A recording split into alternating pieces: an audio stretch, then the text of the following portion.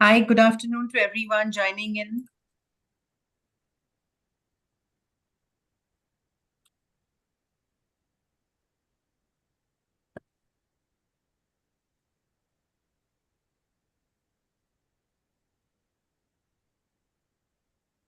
Welcome to the webinar for TeamLease Digital. Good afternoon, everyone. We'll take a few seconds and then we begin.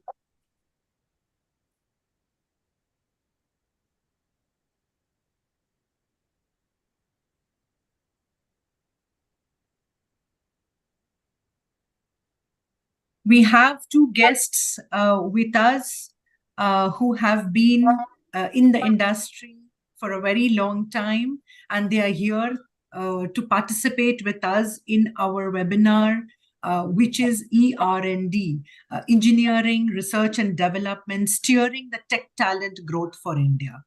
I think we're not surprised by how the rising focus in India for tech talent within the ER&D across various sectors is increasing its span. The current share of India's ER&D sector is about 17% of the global market share, and this is projected to grow beyond 22% by 2030. The sourcing is set to increase from the current USD of 46 billion to a staggering USD of 170 billion by 2030. The ER&D sector focuses on diverse industries through innovation and research. And in the recent times, it has gained immense popularity in the space of engineering, R&D, and development. India moving from just being a shaper in product and today to about more than 60% of the hosting of product development, we see no barriers to ER&D in India in the next decade. To discuss some of these important topics and points, we have two specialized industry guests with us who will share their experiences, knowledge, and their learnings throughout the career. Let's start by welcoming both our guests. We welcome first Ms. Radhika Nair, Vice President HR, Volvo Group India Limited. Radhika heads HR for Volvo Group's R&D wing in India and as a global HR business partner for the Vehicle Technology Division. She is a strategic HR leader with a career spanning across various organizations, ranging from Accenture, Telenor, Landmark Group, Future Group, and HSBC. She is now instrumental in driving transformative initiatives at Volvo. She is navigating complex people dynamic projects, bringing a strategic mindset to drive organizational success and culture for Volvo. We welcome you, Ms. Radhika Nair, to the session. Thank you, Munira. Looking forward to the conversation.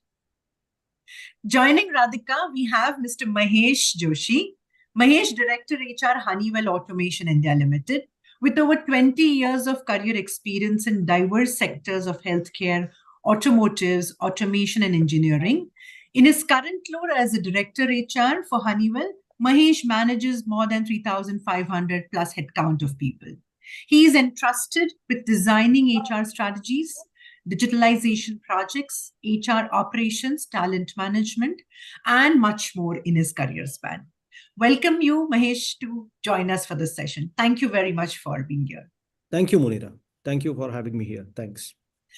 Welcoming all our audiences, and without much delay, let us begin the session. We have some interesting points to discuss here. Let me first start by asking our guests, and Mahesh, if you could just elaborate a little bit more on why are we talking about the ER&D segment in India, and why there's so much noise about the growth and the expansion of this segment, right from the government to organizations and to the workforce involved in this sector. Could you please throw some light for our audience? Yes, definitely. And I think so. Pardon me if I'm taking a couple of minutes to explain this, but I feel it would be important to all of us to understand, because from E&RD, so basically engineering and R&D. So there are basically two segments that I always see. And over last 20 years, what I have seen is basically our focus was never major on R&D. Our focus was primarily for engineering. So if you see today, that most of the organization are setting up their centers, which are engineering centers. They are basically either serving projects or they are basically doing something as a back-end engineering jobs and so on and so forth. But our focus basically evolved over the period of time, even to the R&D. And why it is been? Because if you see, most of the organization that has been set up here as a engineering centers are supporting captive. But the moment the IT growth has happened, the R&D engineering has taken more and more, seat or pie in terms of taking that growth initiative. Now, coming back to the ER&D, I always see this into two phases. One is captive centers and second is the non-captive centers. And for the benefit of the team, basically captive are those who are only supporting to the respective organizations and their proprietary rights. So the development of those centers are very, very unique to the company and not to the industry as a whole. But the moment you talk about the non-captive, like if you say Wipro, TCS, or Accenture, or anything which are serving multiple customers, they need a very different and variety of talent. Now, that is where I think so now we are fast growing. If you see the top good companies of IT like TCS, Wipro, Infosys, or any good place that you take, are primarily coming from India, and that is where the big bases are coming in. And that is where you see the big growth coming in for ER&D. Okay, and then I think so when we get into a little bit of a more detail in the workshop, then we will elaborate more. But this is how you will see, and this is a trend which is now growing for sure. As you rightly pointed out, we are at 17%. Now just imagine we have 140 countries. Out of that, 17% are coming from India. Is a big number. Don't see this 17 as a small, because that 17 is a very, very big. And that 22 become another like 1/4 of the pie that you'll start holding over the period of time. So it's a very, very good opportunity as a country to us. Absolutely. I think, Mahesh, you've just given us a very easy segmentation to look at how the ER&D segment has been poised for growth, which largely more of the captives and the rest of the world looking upon India to be its base for not just supporting the business for India, but also the rest of the world. I think that's where it is. Radhika, moving on to the same length, industries in automation and automotives are actually crucial and have been poised as the key players under this segment of ER&D growth in India. What are some of the key developments, in the last 3 to 4 years post-COVID that actually, have made the growth trajectory that you've seen has changed the complete traditional outlook of these organizations to a new age modern organization? So, Mahesh really touched upon that a bit when he said about, how the industry is moving in a very different direction, plus the way the government is... Radhika, we are not able to hear you. If Okay, can you hear me now? Yes, please. Okay. Yes. So I was saying there is a lot of growth that has happened in the last few years. And that's also because, of course, the industry is moving in a very different direction. Plus, there is a lot of government support or investment that has been made which supports this industry as well. But if I just look at from an automotive segment perspective, it is no longer the traditional organization or the traditional segment where it was only responsible for transferring goods and people, but it is much more. It is much beyond that to being more environmentally sustainable, right? And specifically, if we look at the last few years, then there is so much more in terms of having a system that is more connected to the external world, because a common issue that we talk about in this industry is that 50% of the time the vehicle transports air, which obviously will not work because you have a load, you place the load, and then the truck comes back empty. So it's 50% of the time is actually transporting air, which clearly doesn't work, and therefore having a more connected system became a necessity more than anything.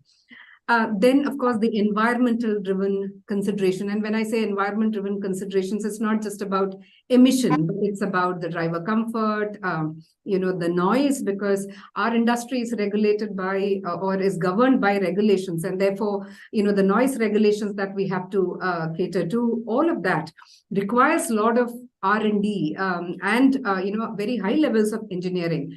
Also about productivity services. Now, if I talk about productivity services, it is about, say, through telematics and through 6G, because there is so much need to remove latency, in the connect between the driver and the vehicle. And of course, most importantly, sustainability. Can we use products that cannot be recycled and it lands in the landfill? The answer is a big no. So therefore, what is the R&D that is required for the material that has to be sustainable, the gases that gets emit that has to be environment friendly, so on and so forth. And of course, there is a lot around. Now we are in a phase where we need products in high volume, but still customized. Now, when we're moving into a direction like that, where you need it in high volume, but still needs to be customized, then there is a lot of software areas that come into play, because that is the differentiator that kind of customizes from one customer to the other, right? So all of these areas and many more, but these are the major areas that I can think of in the last few years that really pushed the ER&D segment in a very different dynamics. No, I completely agree. And in fact, you actually made a valid point when you spoke about sustainability, the new product development roles, how digitization has been in the forefront for these industries. So having said that, these new age roles, skills or functions, have they changed the course of action of hiring our engineers? Unlike what organizations hired in the past, we had flavors of mechanical engineers straight out of campuses and then hitting your automotive and automation industry. Now, what is that you've been witnessing? What kind of skill sets have changed? What kind of roles are in demand? Yeah, so for us, we need both segments, or we need that diversity of talent, of experience, and of course of skills as well. What I mean by that is, our products, if you look at it from an automotive segment, most of them have been there in the market 10 years or more. That means to say that there is a need for us to, in a way, make incremental improvement in the technology. Now, that typically is done by, the mature engineers that we have, and, people who kind of know those technologies to a large extent. Now, that is one of the challenges that we see for in the engineers that come in now, who are not very keen on doing those maintenance, which is so critical for our product to run. So we need that kind of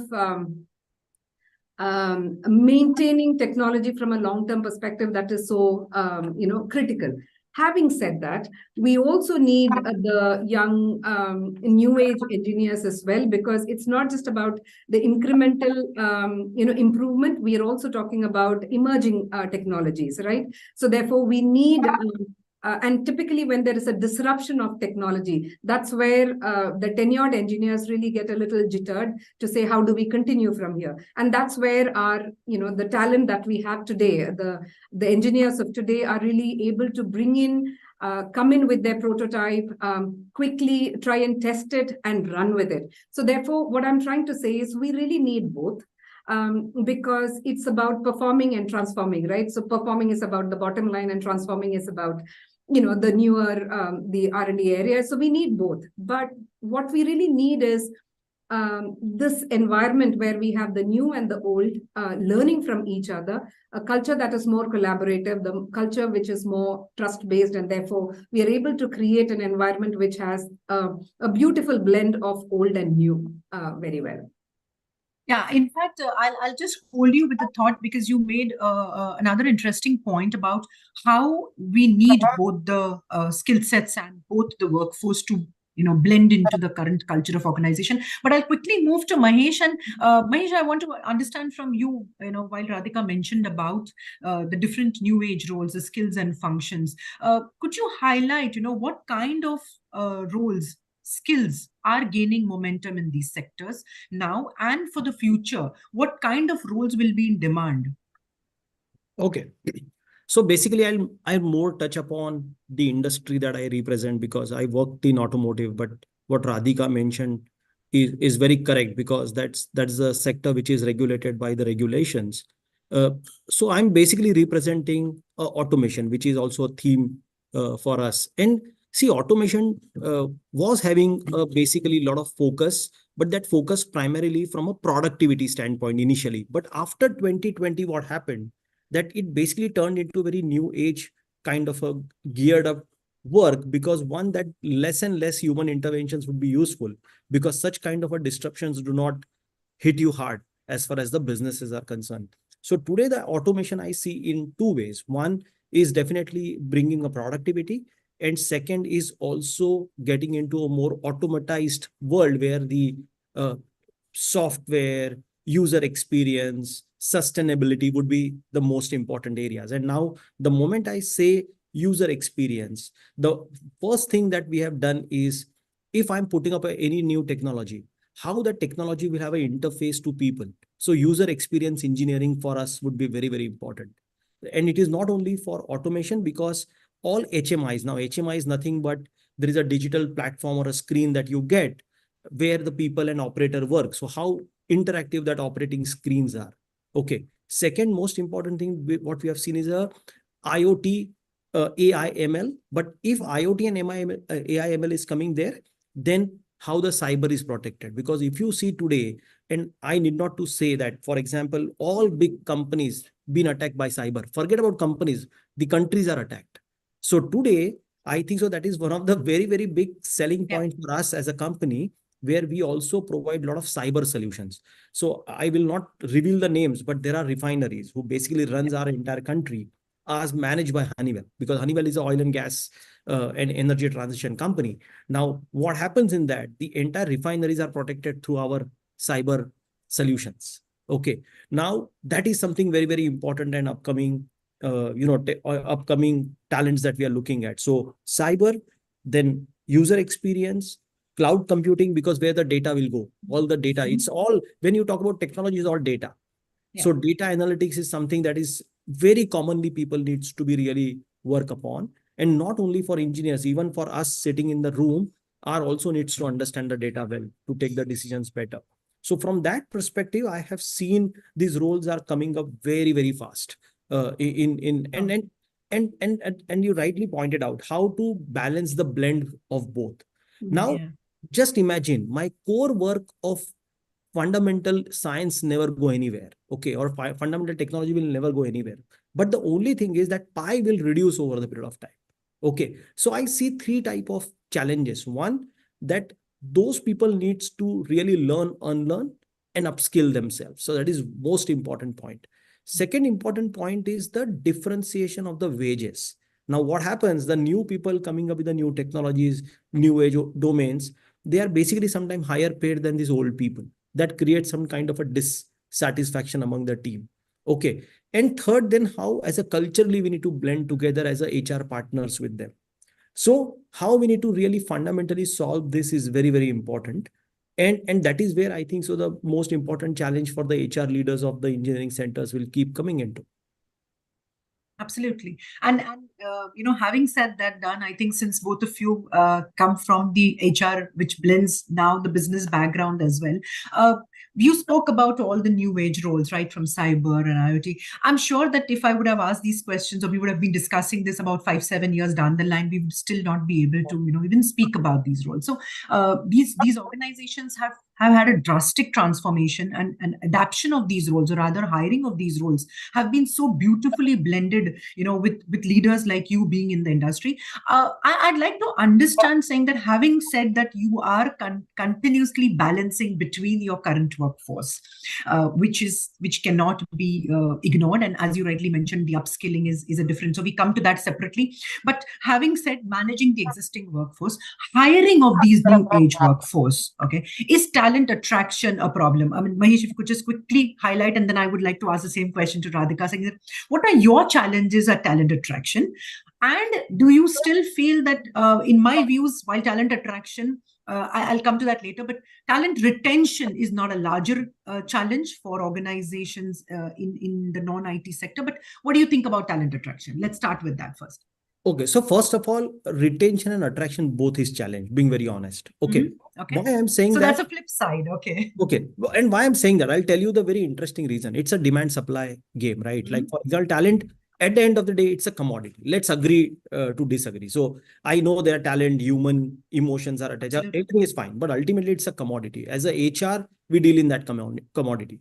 Now, coming back to that reality, the moment that commodity is being demanded by as many as users available, automatically the price will go up, scarcity in the market will happen. Then people who joined you for 6 months, you actually invested in them in terms of investing, learning, coaching, culturing, that everything will go up because somebody will give 5-10% extra and that person will move on. Okay. And in that such a kind of a scenario, because this is something not new to me, it is common to Radhika, common to you, and I think so those who are attending the webinar, it's basically same for them as well. Now, what we do basically here, I think so we need to go extra mile, and I always give an example of army. Okay, now if you see the army men, once army man, forever army man. Like for example, even though that person left, would be in connection with the army man till the end of his life. Okay, now he don't get AC rooms, he don't get anything, he don't get, like, he's ready to put his job as a giving life to the country and so on and so forth. Now, if you ask why they get retained like that, what basically connects them there is something, a emotion that has been established between the manager or might be a next commandant and him. Okay, so then a lot of new age innovations that we as a HR do in terms of salaries, in terms of bonuses, in terms of retention, in terms of engagement, in terms of manager maturity, like whole lot of stuff. So that plays a very important role in retention. When it comes to attraction, which is your question, now attraction, everybody will say you are, like for example, university relationships are the very common platform nowadays, and a lot of big companies, and I'll tell you the shift where happened. A lot of big companies used to go to IIM, ISBs, or IITs, and so on and so forth. Now they know that they're like, we have a 50 people and 50 companies. Okay, so I will not get 10, so everybody will get 1 2 1 2. Now they also started going to tier 2, tier 3, tier 4 cities. And now they started putting up a plan. Okay, when I say plan, that means, like, for example, in a pyramid, the lowest person will come from the tier 3. The like middle will come from tier 2, and then might be a very cream layer will come from a tier 1 or tier 2. So first is that strategy change, which I never seen that in past happening in the UR hiring. Okay, so that is strategy number 1. Strategy number 2, basically, we also now started segmenting our people into learning mode. Like, for example, suppose if I'm hiring somebody from tier 2, I am taking that pain to put that person into a new UR along with the job, to take the new assignment and understanding about the technology, will sign up a retention bond with that person, and that person will learn somewhere abroad or something like that and start working for Honeywell for next 5 years. Okay, so these are the lot of new attraction areas that we have identified for ourselves to basically, and then market identification and attraction is a very common platform. We have RPOs who do that for us, and in a big way, because we hire 5,000, 6,000, 5,000 people in a year. So our numbers are sometimes very big, and that's why how we basically try to attract from the talent. Very interesting, Mahesh. I think you've really given us a lot of insights. And one point I kind of, paused myself on when you spoke about the emotions, while we are commodities and workforce, but, we bring in emotions at work. Radhika, I want to ask you a very flip side question of it. While we speak about emotions and, the legacy of being in an organization, especially in a non-IT sector, has always been 5 years, 10 years in previous stints. But now, having that, we are welcoming not just the legacy workforce, but we are welcoming third-party contractual employees. We are welcoming gig workforce. We are welcoming diversity. Do you see that emotions in people still play an important role? And as an HR, how do you balance the blend of the different cultures that you see at workplace now? So yes, there is. I still feel that there is emotion at play. because especially in the industry that I come from, it is there is a product. You're working towards a product, and therefore the affinity towards that product, the pride, all of that does come in play, right? So, so yes, therefore the emotions does come in play.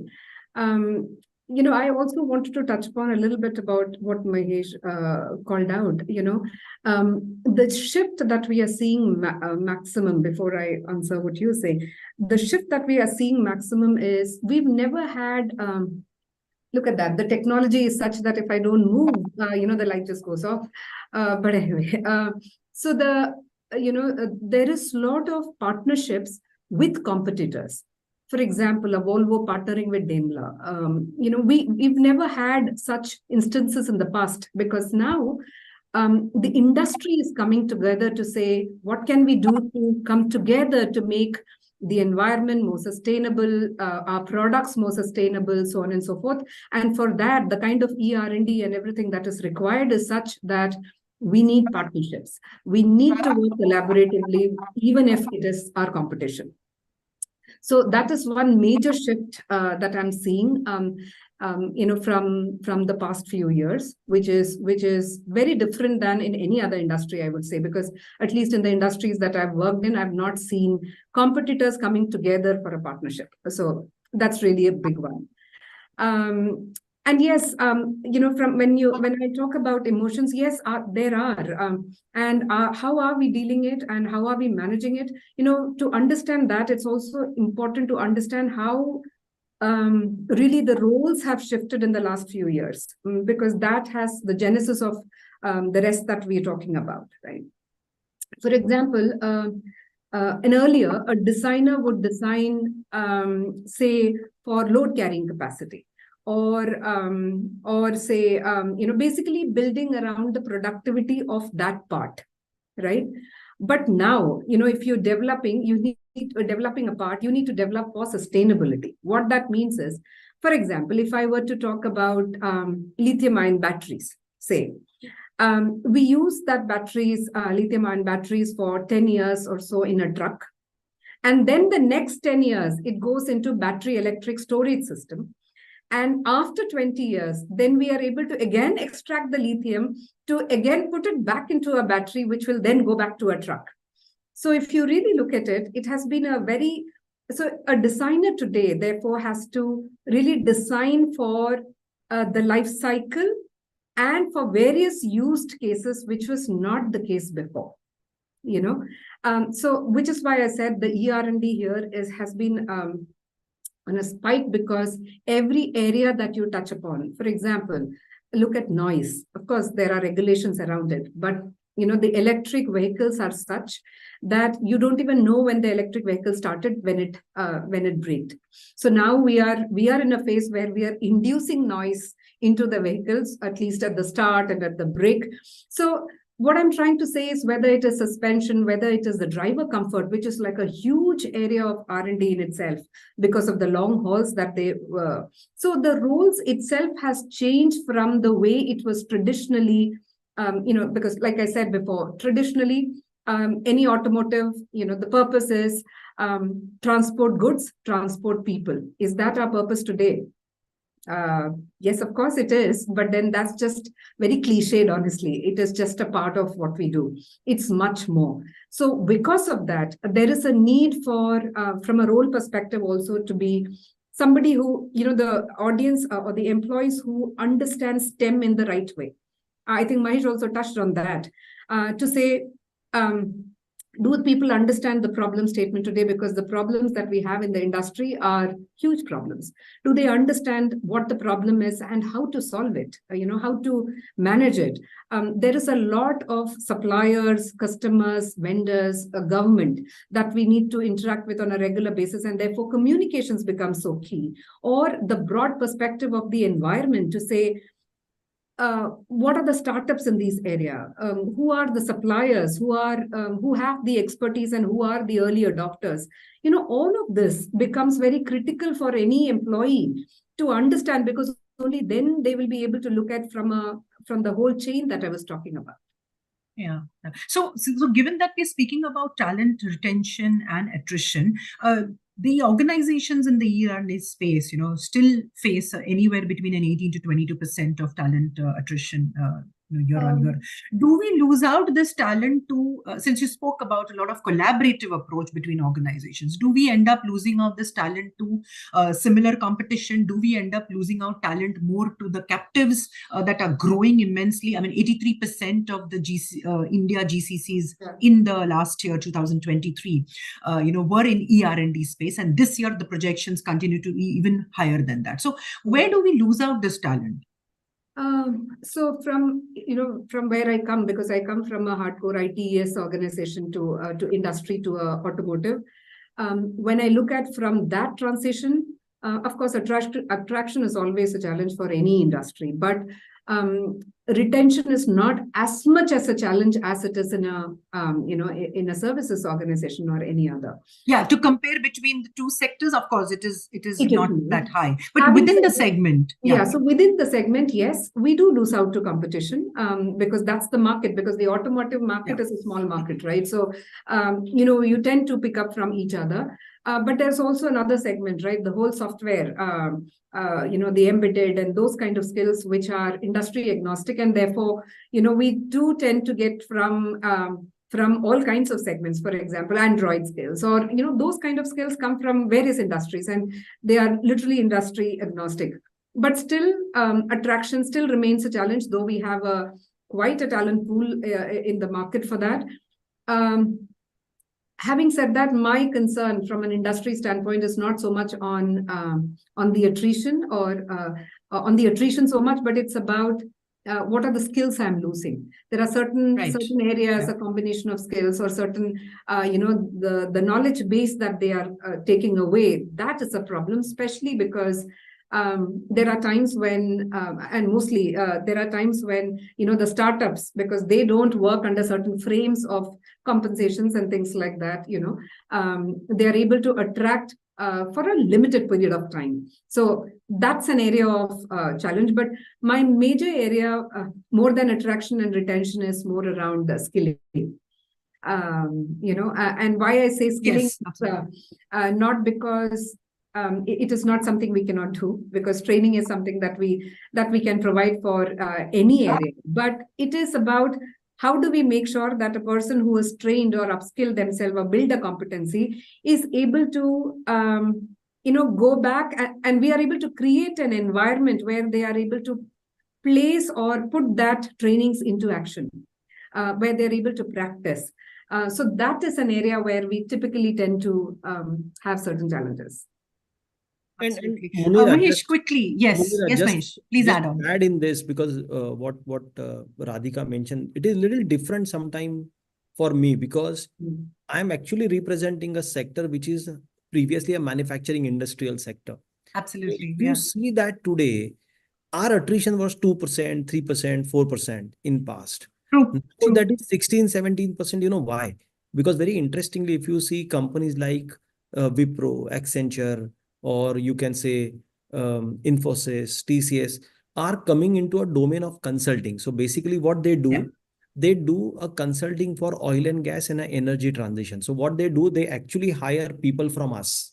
Okay, at a larger the knowledge, actually the knowledge. And then they try to sell that knowledge in the industry, that these people will give you in any new project or any expansion, anything, as a consultants. So ideally, either they will consult you for the project deliveries or they will consult you for anything. So they are just doing a consulting. And again, then everything is a third party based system, like manufacturing, installation, completely. And then there, I think so we are losing a lot of people now. We never happened this before, but now software, like for example, if I'm a captive, now captain losing into the consulting is a very common, because he or she knows the proprietary products, he or she knows the industry. And now I think so that has been, so that is something new that we have experienced from the last 2-3 years. Right. But interestingly, Mahesh, I have seen a trend that, having said that, this has also created a good enough funnel for the fresher intake for these organizations. What is your take on that? I mean, I've been speaking to industry leaders across the automotive and automation segments, even energy, healthcare. And I think in the last 2 to 3 years, the fresher intake has drastically, been higher as compared to the earlier.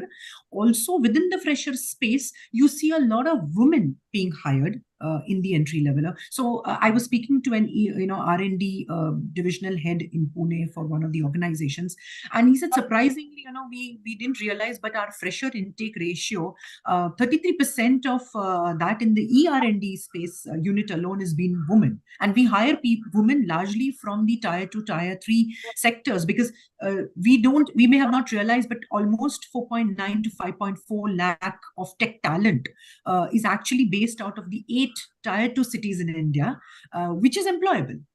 So you exactly touched upon the point I said, because you are hiring in tier 2, tier 3, that exactly you said it right now. And second, 33%, I think so then we are better. I'm at 55% right now. I'm telling you the exact number of my this year UR closure. Okay. So see, that is primarily because of two reasons, and that is not something surprising. I really don't want to take a credit of the situation here, but I have no other choice. The reason being, you tell me as a leader of the industry from long time, how many senior leadership females would be there for a tech? Because we never had that in past. So today we do not have that funneling at all. So we never put that into a funnel. So we don't have that anything at the end right now. So over the years now, from today to say 10 years down the line, you will see that now those whomsoever entered in the market now are in demand after 10 years, and automatically we would be able to fill the leadership roles with a female. Okay. Because now we have started including them as a part of the industry process. But right now that is happening at the entry level only, and that's what you highlighted. So that's the truth of the industry.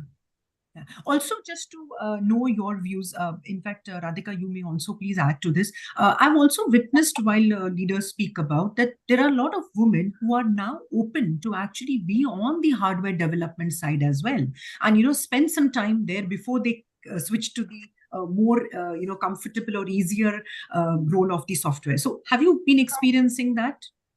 So at least for my perspective, see, I have a challenge, being very honest, because, and this is a big difference that you will see industry to industry. For example, for ITES services or backend jobs, it will be easier for females, because then you govern with a lot of regulatory authorities or the sections as well. Like, for example, maternity, you get a 6 months. But like, just imagine if you're in a project business, if you are on a deputation business, now that point in time, you are charged on an hourly basis.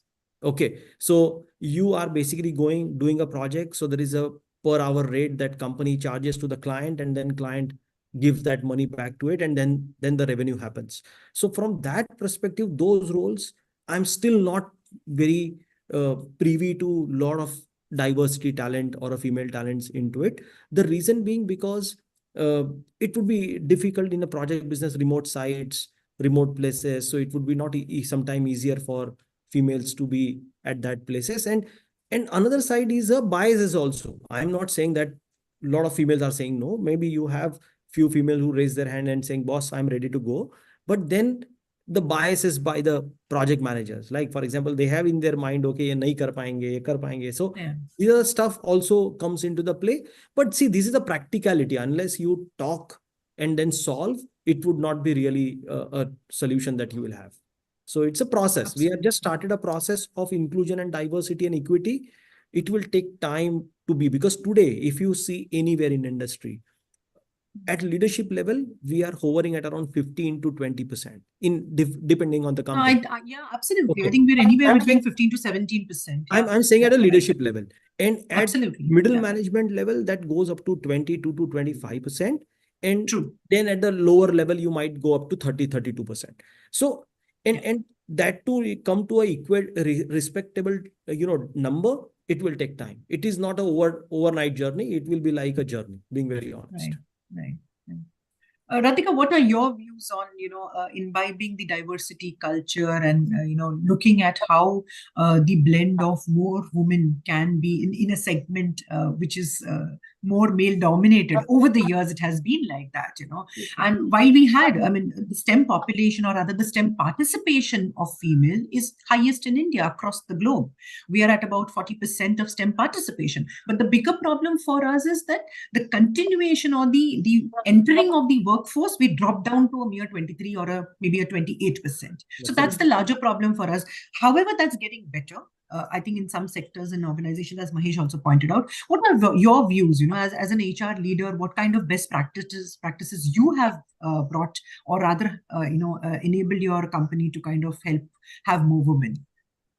Yeah, so Munira, you're right. I mean, our industry is only looked as a more male-dominated one, but and of course, you know, we are no different when it comes to diversity, and the percentages that we're talking about. Of course, we have a lot more catching up than, say, a services or a consulting organization. We see more and more diversity at the engineering level, but when it comes to the management level, obviously, we have much lesser. But what's interesting to see is in our shop floor, we have quite a rise in, in women population. We have, and, what is typically called out is the assemblies that has been taken care of by in the shop floor by women. They are the ones that are with much more precision and quality. So there is a lot of interest. There are, when we go to the colleges, there are women who have come out to say that I want to start in the mechanical segment of your industry and then move on to wherever, because I really want to understand the core of the business. So that interest is there, and that you will also see if you look at the number of women who are choosing mechanical and electrical areas versus, of course, the software areas will always be higher, but the mechanical electrical areas have also quite a spike in the number of women who are entering that, which obviously helps us build that pipeline over in the industry. Yes. But as a best practice, what we've done is also, because in the mid segment, we have most of our women tend to drop out because of caregiving, childbirth, reasons like that. We've run programs to say, irrespective of whatever is your engineering background, come join us for an internship for 9 months, because what happens is also there is a lack of confidence when there is a gap of 1 year or more, or say 2 to 3 years. There is a lack of confidence that hits the women. So therefore, we said, come in, we will give you training, we'll give you an internship for a period of 9 months. Train you to be upskilled for what is required today, and then place you with our roles that we have. And we are even open to the fact that if they don't want to join us and want to join another organization, we are okay with it, because our intent of doing that was to bring more and more women into the workforce. But of course, we also, benefit out of it. That's very interesting. In fact, there's a question from the audience, and it's connected to this. So I'll kind of take up this question. One of our viewers would like to know that, since this is the kind of initiatives organizations are taking, both panelists could share some inputs. Whether are you working on any collaborative measures with institutions or colleges today to kind of invest, or rather introduce a more embedded course curriculum, maybe in the final years or in the second last years, which can have job-ready, work-ready talent. I mean, we're talking about upskilling even for freshers today because of the knowledge transfer. But are organizations today, not just within the sector, but in the entire ER&D space, doing anything on those lines with colleges and institutions in India today? Maybe I can start there, because we have some, we are starting with some collaborations across certain academic institutes, where we are allowing the students to take some electives in their final year. Now, these electives help them, in the third year, actually, these electives help them to have a ingrained understanding of how the industry works, what are certain areas where we, from an industry standpoint, need them to be prepared on, and then take them on for internships, so that they have the electives where they've learned certain aspects, and then they come in for the internship. So they are much more job ready. So that's our way of starting in this forum. But of course, there is much more that can be done. This is just a start. Okay, so your thoughts, please. Yes, I think so. So I'm very happy to say that, because we have started this around 2.5 years back. So we already have a tie with IIT, where Honeywell has set up a lab within the IIT itself, and there is a proprietary learning which is being given in the year 4, which is a specialized year. And then when we actually select few people for that, then they generally join Honeywell. And same, we recently started the VIT in Pune. So that also will going to now start working. So yes, we are completely into it, and we wanted to have more and more university relations over the period of time, because as I said in the beginning, that the dependence on of the talent on the entry level would be higher, and then we wanted to develop over the period of time to them for a larger roles. So yes, I think so that's the kind of an investment that we wanted to do, and will continue to do that. But Mahesh, what is your thought on, in spite of these investments, we spoke about talent upskilling, we spoke about the fresher intake and how the L&D programs enable them from a 3 months to a 9 months training, and then Radhika even spoke about that they're free to continue within the organization or even opt for other organizations. In spite of that, why is the demand supply gap increasing over and above 3.5x continuously? What could be some of the reasons you think? See, now this demand and supply gap is in two ways, I would say. First of all, if you see the quality of education at the tier 4, tier 5 is definitely a challenge. Let's accept that fact, okay? Because I don't wanted to really say all good things, and that in tier A, so in cities A, city B, city C, if you go, still you will get a talent which can still represent them. Like, tell me very frankly, and those panelists also, maybe HR leaders somewhere, if they are a panelist in the UR, a lot of time even people can't speak one sentence in English. Now what happens, whatever said and done, the corporates are a little different. Okay, if you go in a manufacturing, IITs, and manufacturing want the IITs, they don't want engineers. Okay, now in a larger scale, that's why IITs, if you do IIT, you're much highly employable than the doing engineering in tier 4 or tier 5 sometime. Okay, why? Because tier 4 and tier 5 will compete with tier 1, 2, 3, 4. And now coming back to a demand gap. Okay, there are strategy around the hiring talent as well. Like, for example, suppose if I'm hiring talent in, say, Pune, I'll not go to the college in Bhopal and then hire somebody. So even though what you're saying that there would be a supply, but it would be very difficult to attract that talent. They don't know me and I don't know them. Yeah. So And ideally, especially, I think after COVID, relocation has actually become a question in many ways, exactly. as such. And people are refraining that. And like, for example, it's not a one side story. So it's when you see the entire ecosystem, like what you give to the entry level, 5 lakhs, 5.5 lakhs, 6 lakh, 4 lakh, that's the salary that you're talking about. Now, putting somebody from one end to other end in the country, coming and settling there with that money is not sometimes very easy. Okay. Yes. So in a practical way, that's why it's an employable population. Maybe number is very high. Okay, what you said, that number may be very, very high available, but how much that is to be useful to me is something a question. Because so we basically have a skill problem, not a demand problem. And further to that, we also have a wages problem, because city to city, town to town, the wages. So I think we need to look at more regulatory and expectations from the budget are also on those areas where the regulatory cholesterol of India possibly brings in. No, I would really not say regulatory, because see, the moment you put regulatory work more, I think so ease of doing business goes down. Okay, like see the difference. What China did. China did the same way. Like, you come, we will give you everything low. Now China is the most expensive country today. I don't know whomsoever work in industry, their vice president packages are higher than the US vice president packages. Okay, so ideally now that entire competitive advantage has gone. So we wanted to be as balanced as possible. And that is where I think so we need to expand our industries into a multiple states, cities, and the places, so that that talent is accessible to them. And that is where the PLI schemes and everything. So I would correct, Munira, your thought here, where the intervention from the regulatory maybe to expanding PLI scheme to a smaller spaces would be much more required, so that that talent get the right access there, that wages would be right, that wages would be affordable to that company, and the talent would be available as well.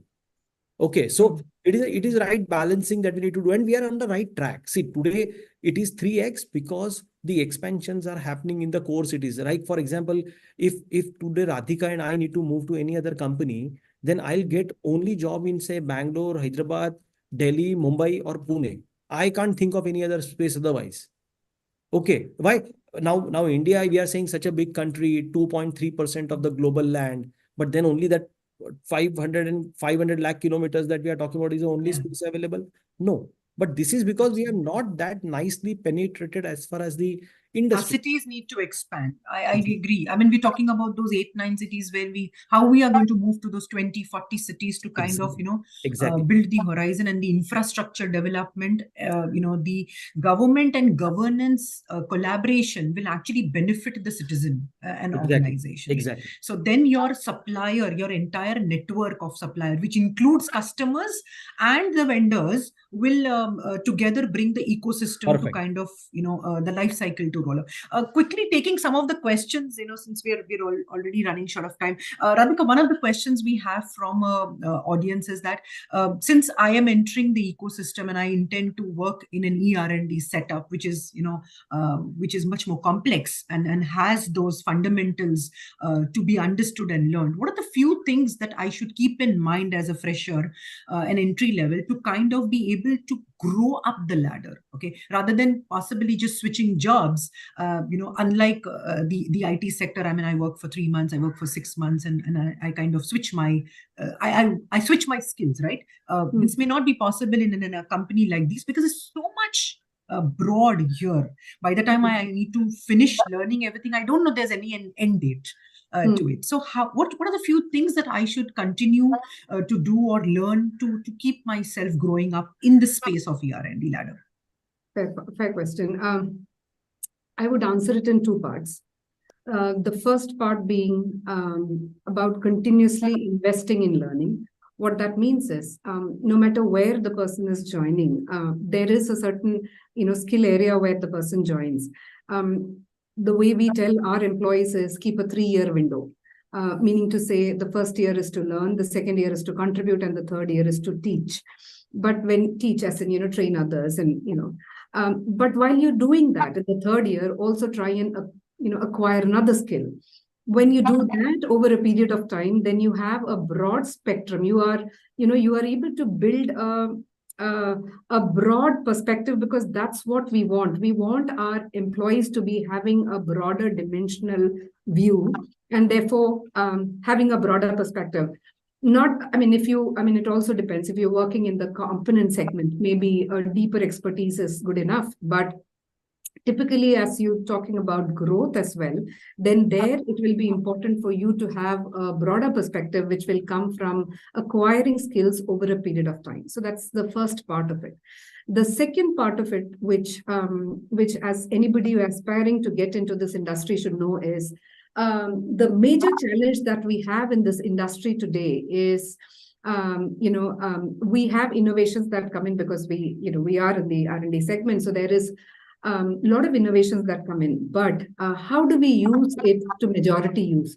So if you really look at it from a proof of concept to bringing it to majority use, there is a huge chasm.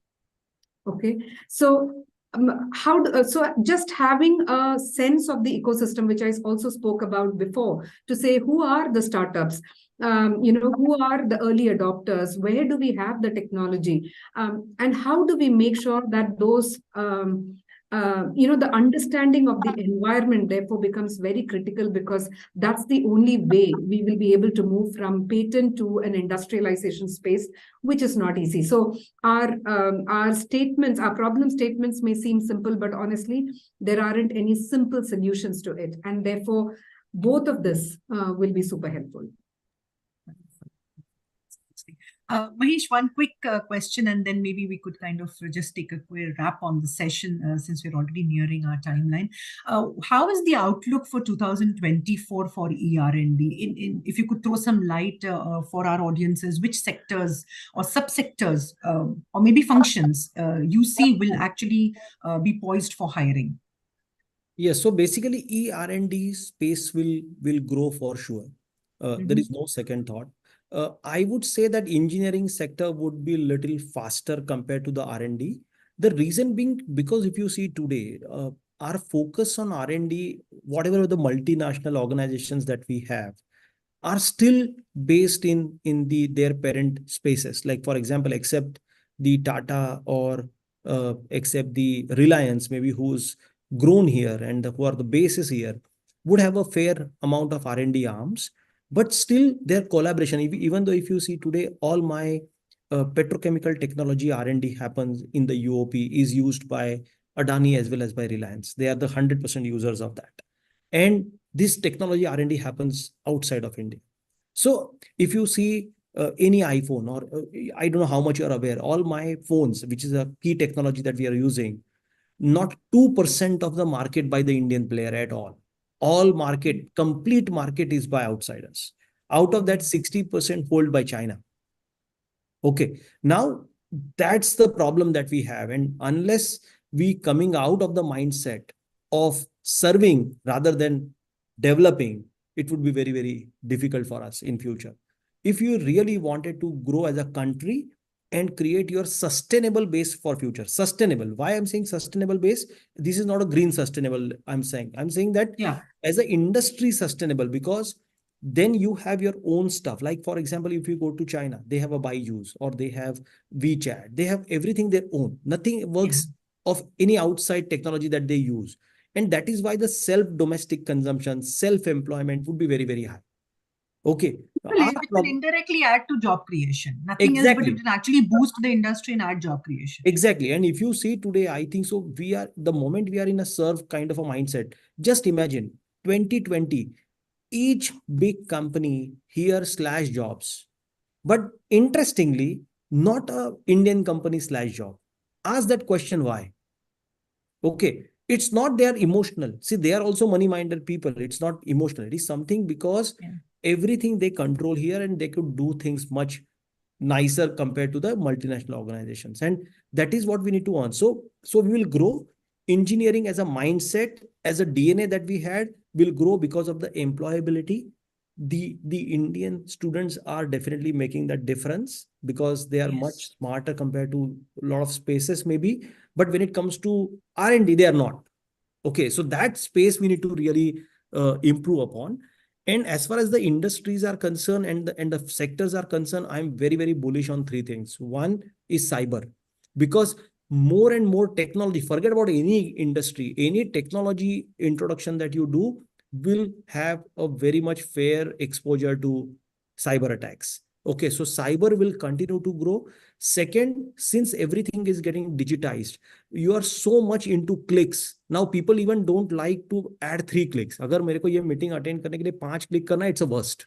But if I'm just doing a 1 click, that's the right thing. So ideally, that user experience. So and you will see that is happening everywhere. As Radhika said, that even driver and car or a bus has to speak to each other. So from where what she's trying to say, is a user experience. Like machine needs to be used in a way where it's as simple as that possible. So one is a cyber, second is user experience, and third is a cloud and data. These are the 3 things what I feel, and rest are all maintenance sector where you're embedded, your mechanical, your electrical, all those would require, because they're the fundamental. I cannot run anything without that. But those are not the one who will make a difference. They are not a transformative fields, but these 3 are the transformative fields. Absolutely. No, I think you touched upon a valid point, and I always have a debate with me and my father on this. He's like, if I had to buy a car, I would actually make multiple visits, not just to the showroom, but also to my friends' car, and test drive practically every possible. And you guys are sitting at home and showing me a video of buying this car and then designing it online. Is like, I don't know where are we and how this is going to go ahead. But so for them, it's still difficult to adapt to, but I think this is where we are. And Mahesh, you touched upon the right point, saying that I don't think I want to even now pick 5 different buttons to kind of get to where I want to be. Yes, I think life for us is moving extremely fast. Skills are changing. They are actually evolving. By the time I complete a particular skill, you have next 10 skills ready for us to imbibe into. So The key takeaways, I think, from this session, there are so many of them. I'll try to recap as much as we can. We spoke on the industries between the ER&D segmenting into the captives and the non-captive sectors. While captives will actually boost demand growth, will boost technological advancements, will bring in more product innovation. The non-captive segments will actually be there to help us in upskilling and retaining the overall traditional ecosystem that we want to bring. We spoke about talent, how talent attraction, retention, upskilling is requirement. I think the ER&D workforce in the future will see a blend of the complete ecosystem of hiring changing. So we usually, at least in the Indian context, we had the bigger pie of permanent employees, then the pie shrinking down to the contractual or the direct contracts, then further shrinking down to maybe your freelancers and gig workforce. I think now we are in a reverse. So the bigger portion will be your gig freelancers, followed by your contract employees, and then the smallest pie possibly in the future will be the permanent employment. And that's how we see the India shaping its future. We also spoke about women and diversity in this sector. We have more women entering the workforce here at the entry level, and that actually will trigger the growth trajectory for women in mid-management career roles, while we still are dealing with a problem where 50% of the women exit at the age of 30 to 35 years when they are in the workforce employment, and another 51% exit possibly the moment they touch a leadership role or maybe at a senior mid-management role, which is something that as industry evolves with more women in the employable and more women returning to work after breaks and having more facilities at that level, possibly we'll be able to look at. While I think year 2023, we had a high entry of women employees even in the BFSI sector. So it was a remarkable year for the banking industry to see the maximum women employment, given that captives are ruling the markets there. And we also spoke about how fresher talent intake will grow and needs to kind of blend with the existing work culture. It was an amazing session. I think there's so much to talk about. This space is huge, large. It dominates the bigger market, and we are actually speaking about a lot of pointers and taking comparisons from what China did good 20 years back and what India, one of the best things that India has done is being generous enough in its population. We have a huge demographic advantage today. 65% of our population in the next few years will be in the working age, which means we'll be at the best forefront to mitigate the gap in demand versus supply and as much as possible. We come to an end of this session. There are many questions that we have. In the best interest of time, I'll take approval from our audiences that we will put across these questions to our panelists and come back to you individually and answer them. So apologies for not being able to take that. I genuinely would like to thank Mahesh and Radhika for being so great in their conversations, giving us insights, being so fair and giving us a reflection of what the market and the industry is all about. And there's much more that we'd like to connect. So possibly maybe a rollover of this session, maybe continuation of another session we look forward to. But thank you very much. Any quick wrap points from your end that I would have missed? Happy to hear. No, I think you covered all. So thank you at least for having me here, and it was an interactive session with you. Munira, thank you very much. Yeah, thank you. It was a wonderful session and we thoroughly enjoyed this conversation. Same here. We had great hosting you. And for all those who have not been able to join us today, you may find the recorded version available on all our platforms, while we have live streaming right now on most of the platforms. But please do see the snippets available on LinkedIn, Instagram, and YouTube channel. Thank you very much, everyone. Have a good day and have a good weekend ahead. Thank you.